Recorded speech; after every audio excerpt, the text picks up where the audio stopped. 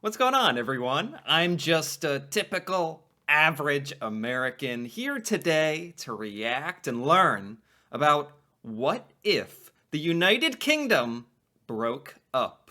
I thought this sounded like an extremely fascinating, hypothetical kind of question. If I had to think about this from like my American point of view, there's been times, sorta, when random states in the United States have threatened to like secede and do their own thing and quit the United States, and we all kind of know it's just an empty threat, and it's it's when they get a little when a state gets a little annoyed at the rest of America, sometimes that's thrown around as an idea, but it's never going to happen.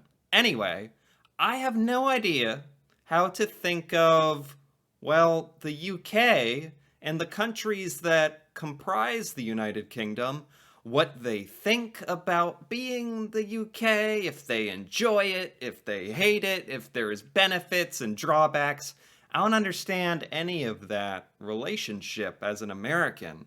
So this video, for one thing, may address some of that. It might not. It might just talk about what would the world look like if the UK broke up, or how that could happen. Either way, this whole topic is very fascinating to me because this is just not something I've ever had to think about or concern myself about, but today I am concerning myself with it. So, with that being said, let's take a look.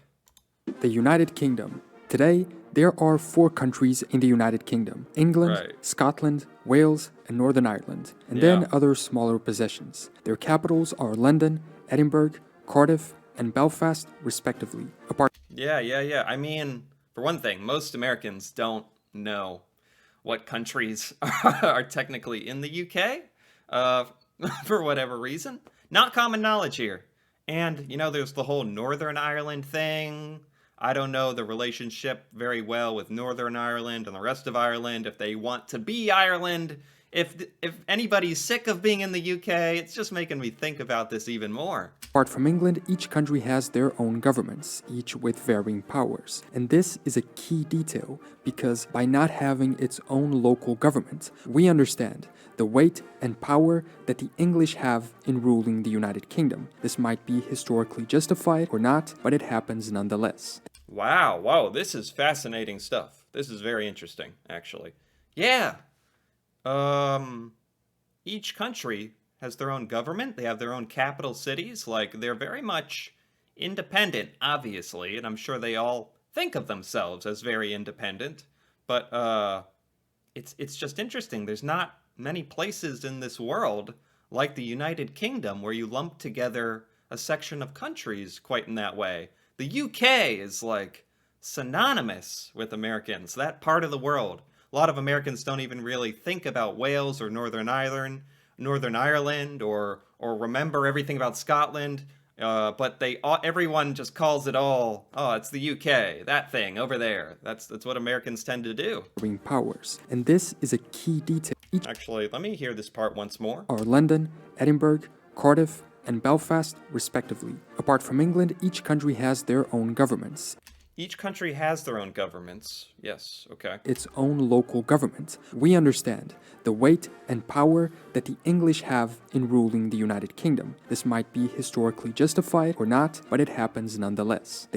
I don't think I do understand the weight and power that England has in ruling the United Kingdom. I do not understand exactly how much that extends to.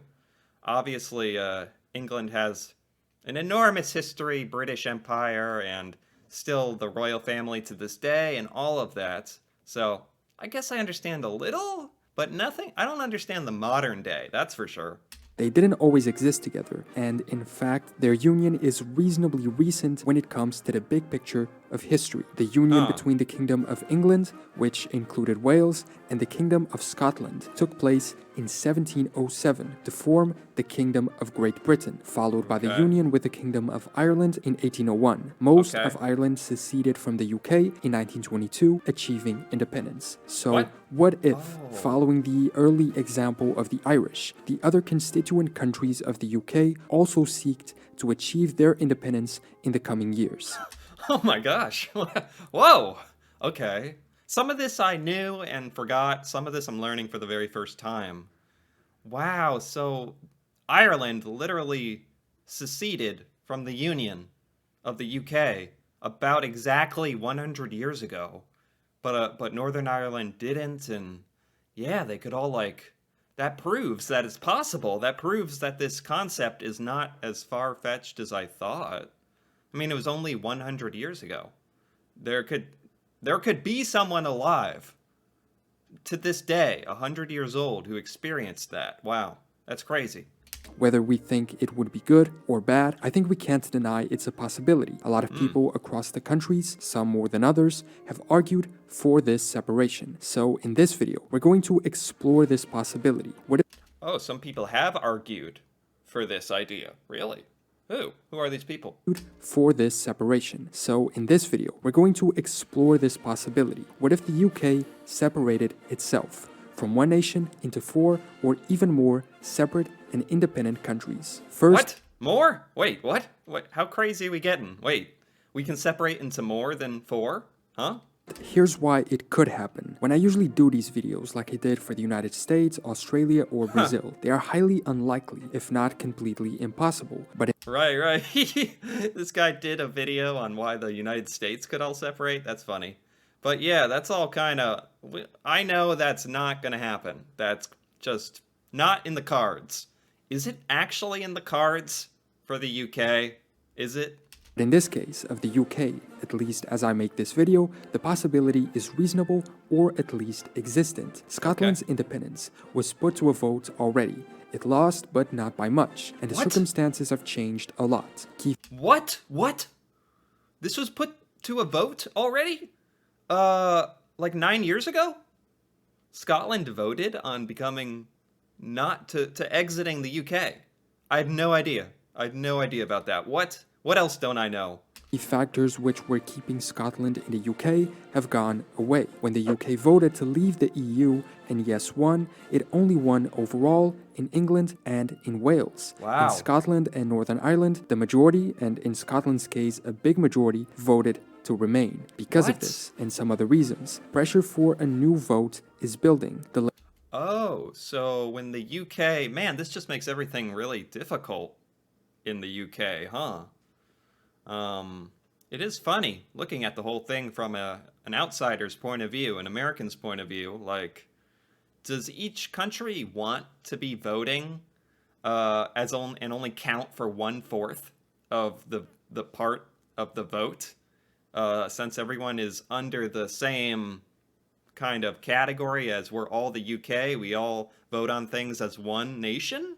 Yet they are 4 independent sort of nations, but not technically independent. I'm not even sure how technically this all works. Now that I'm finally being confronted with voting and stuff, Scotland and Northern Ireland didn't even want to leave the EU. The majority didn't even want to leave the EU. They were disagreeing with England and Wales. I could see this being a reoccurring problem. latest polls point to a victory of independence by 5 or more points should a new independence referendum take place. Oh, he was just saying, I kind of cut it off there, that if Scotland were to do a vote now for independence, it looks like it would pass. By 5 or more points should a new independence referendum take place. In Northern Ireland, population tendencies are changing, and current agreements after the UK left the EU might push the 2 Irish states towards unification. The Good Friday Agreement state that Northern Ireland will be able to vote for unification when they choose to, and a recent poll from January of 2021 by the Sunday Times points to 42% of people in Northern Ireland wanting unification. 47% are still against, but it's a shorter lead than a 2013 poll that only had 17% in Wow, my gosh, this is more of a... See, this is exactly what I mean. As, like, living in America, this is not topics or news or subjects that get discussed or, like, even, like, expressed in our news or anything like that to the point that I'm aware of it. I'm not aware of any of this. Northern Ireland and Ireland have already kind of considered the idea of unification. It's not quite there yet. Scotland has talked about leaving the UK already. Wow.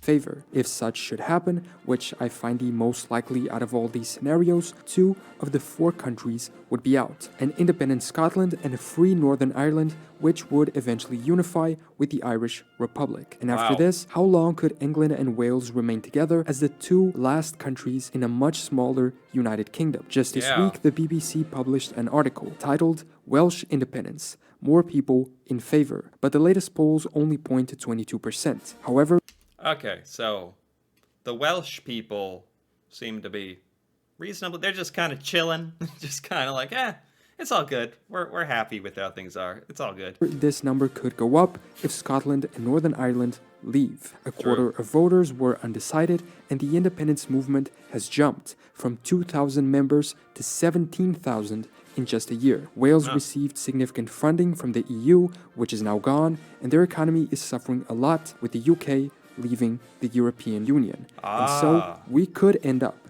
with 4 new countries, or even other smaller sovereign states like the Isle of Man or Gibraltar. What? Wait, what? Isle of Man and Gibraltar. Now we're getting into, sadly, geography that I'm not really familiar with at all. That's how we're going to end up with, like, more than 4 independent nations out of this?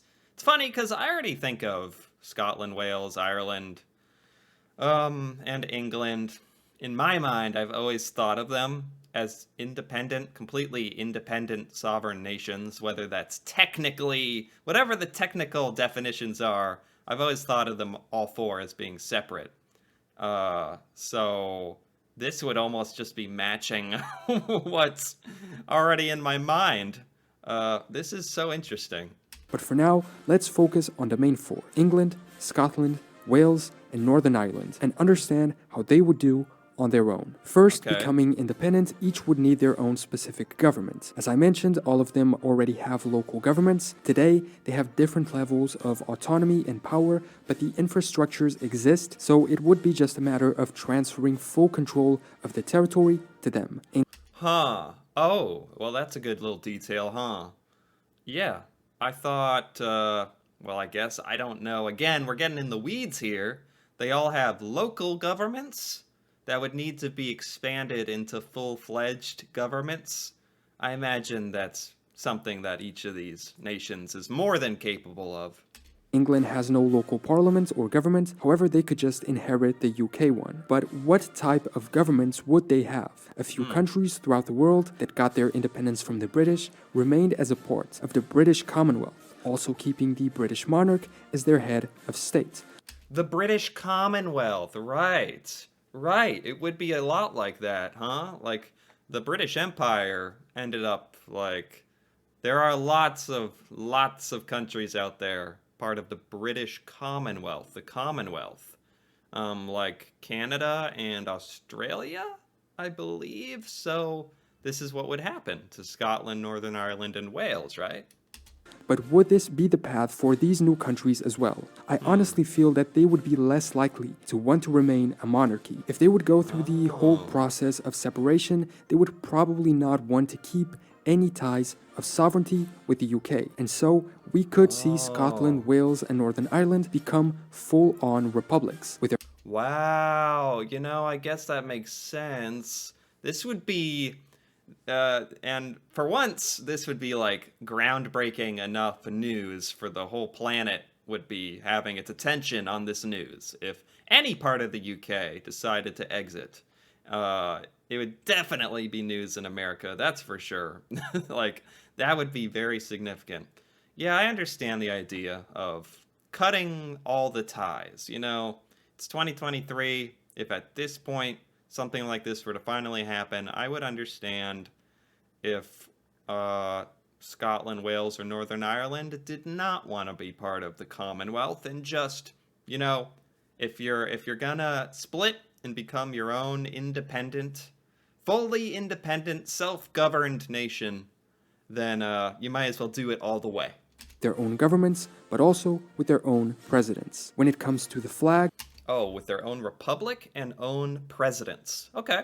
republics with their own governments, but also with their own presidents. When it comes to the flags of these new countries, I don't think much would change since they already have their own individual flags today within the Union, flags which have been around since incredibly early on, even before the United Kingdom existed. England has the St. George's Red Cross on a white field in use since around 1348. Wow. I mean, I just gotta say, every American knows the flag of the UK, Union Jack, all that. Most Americans, I don't think they would know even the English flag alone, the flag that represents just England. No Americans would know the Scottish flag, Welsh flag, Wales flag, Northern Ireland flag. No chance. No chance. Scotland has the St. Andrew Saltire since 1286. Wales has the red dragon flag on a green and white field, arguably one of the coolest flags in the world, whose variants have been present since 1485. And Northern Ireland has no official flag, but a commonly used one is the Ulster banner. But this is if all countries became independent. What if only one or two left? If Scotland were to leave, would it make sense to remove the blue background from the UK flag? Oh my gosh. It's like a math problem. What? Oh my gosh, this is almost funny because it works so well. Wow, you just remove their colors from the current flag. I don't know about that. Man, that's fascinating that would actually kind of work. Leaving it simply white and red. I think the Union Jack is such a cultural symbol at this point that, should it happen, I wouldn't change the flag. But what if Northern Ireland also leaves? That would just leave us with the English flag. Wales' absence from being represented in the Union Jack is unfair as it is, but in the case of an England-Wales only union, they would have to figure out a way to represent them as well. And so, a new... Yeah, I agree. The Union Jack is iconic. It'd be kind of sad to see it changed after all this time. To represent a new United Kingdom or some kind of new union between any combination of these countries, I think it'd almost be cool to just come up with a new flag to represent, like, the new, basically. Flag might have to be designed. And what about the Australian and New Zealand flags, which use the Union Jack on the top left corner? They could still remain a part of the Commonwealth, but if some argue it doesn't make sense to keep the canton there now, would its removal be needed in these scenarios? When it comes to population, the United Kingdom's population in 2020 was estimated to be 67.8 million, the world's 21st most populated country, but the distribution of people along the territory is highly unbalanced. England accounts for the vast majority with 56 million people, Scotland only has around 5.4 million, Wales 3.1, and Northern Ireland 1.9. Wow. Wow, I didn't know that. Wow. So Scotland, Wales, and Ireland, I mean, here's the thing. Their populations, well, for one thing, their populations are already like this. They're already small, and they get along just fine. But as, like, truly independent, they would just be like tons of other nations around the world that have just a couple million inhabitants, a couple million citizens. Lots of places around the world are like that and get along very well. I actually like the idea of countries that have smaller populations, smaller area, like more, I know it's still millions of people, but somehow it just like makes you more of a community, I guess, you know, something like that. In America, when there's over 300 million people, 50 different states, giant area to get around, you don't feel like you know anyone. Like, it's hard to form true, actual bonds with the rest of your fellow Americans. There's a lot of them, and the states are all very different. If anything, you form more of a bond with the people from your state, almost. Anyway, so it'd just be kind of like that, which is cool. England would therefore remain in the top 25 most populated countries in the world, while the other three would be significantly smaller. Scotland would be just ahead of Slovakia and behind countries like Finland or Denmark, Wales between Mongolia and Bosnia's population numbers, and Northern Ireland between Guinea-Bissau and North Macedonia. Although Okay. joining the Republic of Ireland, the Irish island would then account for a total of 6.7 million people. When it comes Okay. to the religion of these various peoples, there aren't that many differences. Christians are the vast majority in all four countries, 60% in England, 57% in Wales, 53% in Scotland, and 82% in Northern Ireland. The second Okay. largest group are non-religious people in each of them. There are very small minorities in all of them, the most relevant being Islam at 5% in England, but there are no significant religious differences between these four potential new countries. I don't even necessarily think this matters for the sake of like separating from the UK, you know? These different countries have gotten along perfectly fine until now. It's not like I guess I could be wrong, but in my mind, they are already pretty much their own place in the world, their own culture. So I already feel like not that much would change, except for the governments, for the most part, how that's all run. There is a key difference, though, between Protestants and Catholics. Most of the United Kingdom is Protestants. However, there are some Catholic populations still, and this might play a role in a few future developments. In Scotland, Catholics comprise around 16% of the total population, a number that goes down to 7% in Wales, or 10% if you count England and Wales together. But Okay. what about Northern Ireland? One of the key divisions between British Northern Ireland and the independent Republic of Ireland is religion. In the north, they are mostly Protestant, and in the Republic, mostly Roman Catholic. But Right. things are changing. In 2011, 48% of Northern Irish saw themselves as Protestant and 45% as Catholic. And This point just makes me wonder once again, like, what are the actual odds that Ireland just becomes one Ireland? Funny thing, most Americans do not know that Ireland is separated. They don't know about Northern Ireland. Most Americans just call it Ireland already. So, Ireland, you might as well go ahead if you want. If it makes sense. Don't listen to me. I'm just a typical average American. But most Americans don't even know about that. over the past 40 years, the number of Catholics has been steadily increasing, and the number of Protestants going the opposite direction. This population tendency might contribute to an easier path towards Irish unification in the Oh. future, and especially in the case of Northern Irish independence, a situation where their connection to the great Protestant country of the area, England, would be much smaller. And what about the area in which these people live? United? Wow. Okay. There's a little argument there for unified Ireland. Very interesting. This is very interesting to learn about, man. This has been great. And this whole style of drawing everything in the video and explaining it, kind of like a super simple version, perfect for me. Easy for my brain to understand. I'm very much enjoying this. This video in particular happens to go on for like another 8 minutes. I'm only halfway done, and this video's gone on for a bit, so I think this video is just going to be a part 1 and a part 2, which is great. I get to come back, continue to learn about what if the United Kingdom broke up. So far, this has been great. This is like fascinating, and it's actually addressing all of the weird little questions I had about this, so I'm excited to come back and finish this in part 2. If you're interested in that, feel free to subscribe. Subscribe for more videos like this in general as well. Me reacting to the UK culture, stuff about UK, the UK that I've never learned about or seen before. And feel free to give this video a like or leave a comment, anything like that. And until then, thanks for watching, and see you next time.